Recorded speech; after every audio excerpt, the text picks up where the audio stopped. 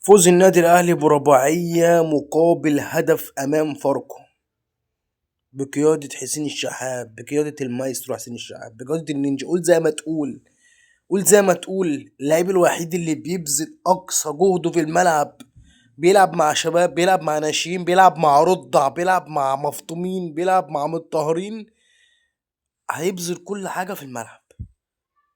النهاردة انت في بطولة كأس عاصمة المهمشين، كأس عاصمة الملوثين، بتكسب تاني ماتش ليك في البطولة دي. البطولة اللي انا بسمع اسمها كده بتجيلي طرش، وداني بتزرنخ، وداني بتزرنخ.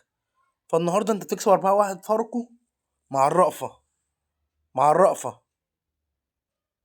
يا رب كملها على خير. بس برضو نص الفرقة هتتصفى، نص الفرقة لازم تهاجر، نص الفرقة لازم تتفور، نص الفرقة في سرطانات في الفرقة لازم يمشوا، لازم يمشوا.